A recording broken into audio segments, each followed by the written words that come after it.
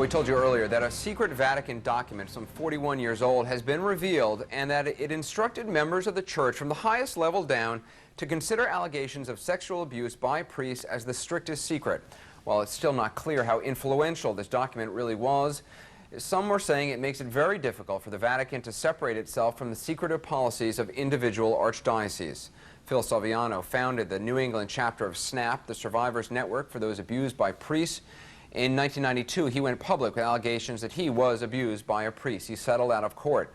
That priest was later sent to prison for 275 years in subsequent cases. Salviano joins us tonight from Watertown, Massachusetts. Phil, thanks very much for being with us. What do you make of this document? Some are saying it's a smoking gun. Do you think that's true? Well, I think it lays out the plan that the Vatican had. It's almost as if it's a textbook that all the bishops were taking their lessons from. Because as we've learned in the last 18 months, in diocese after diocese, not only across the United States, but in many other parts of the world, bishops had a plan whereby victims were silenced, pedophile priests were protected, and none of this was ever reported to civil authorities or revealed to the general public. But Phil, what I don't understand, if this was disseminated to bishops throughout the United States, how come it's remained secret this long? Doesn't surprise me at all. There's a lot of secrecy within the Vatican. For example, if you look at this document, it's filled with terms like secret archives and perpetual silence and destroying evidence, secret of the Holy Office. I'm just tremendously relieved that finally the document has surfaced and it's being given the attention that it warrants. Let me put up a statement made by the U.S. Conference of Catholic Bishops. This is what they said. I'm going to read it out loud. A 40-year-old document of the former Holy Office, issued March 16, 1962, is being portrayed by some in and outside the media as a smoking gun, allegedly proving that there was a ground plan for covering up the crime of sexual abuse of minors by clerics. The essential point in response to those making this claim is they are taking the document entirely out of context, therefore distorting it completely. Your thoughts? I don't think it's being taken out of context at all. It talks very clearly about investigating crimes against children, swearing all sides to secrecy. There's one part of this document that talks about the victim being forced to put his hands on the Bible and swear that he would keep this a secret under the threat of excommunication.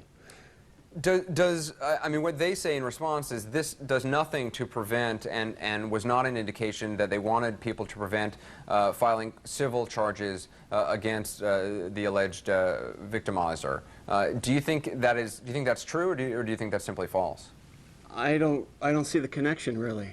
Well, the church is saying, you know, that this document doesn't really say anything about pursuing civil cases or stopping victims from going to authorities. Do you think it does? Well, I think it does because the victim is sworn to secrecy. I mean, it doesn't even, there's not even a provision in here for a victim who might need to go to see a therapist, for example. I mean, I think this is a very hostile document in the way it treats victims, in the way it has no sort of no concern for the victim's emotional health or their need to heal from this experience. Do you think this impacts future lawsuits that are ongoing now? I mean, you know, there have been some suits in which some dioceses declare bankruptcy or threaten to declare bankruptcy, basically say we don't have the money. There are those who would say, well, if you can link this to the Vatican, obviously there's more money there. Is this going to play into that? You know, I'm not a lawyer, Anderson, but I can tell you that from my interpretation of this, it does show that the secrecy goes right to the top of the Vatican. And if this is something that the lawyers can use, I think it should be tested.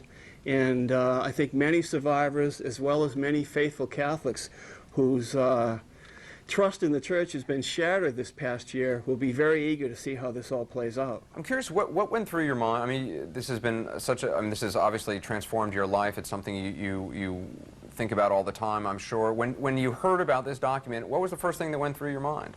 Well, I had heard rumors of this document for several years, and I had often wondered how it was that each bishop in each diocese was pretty much operating the same way in terms of moving priests from parish to parish and you know, having victims sign confidentiality agreements. The effort was always on secrecy and protecting the priest.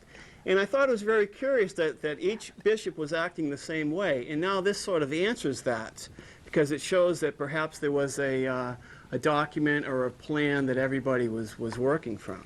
Well, it's a fascinating document. It's really still a developing story, one we're going to be following closely.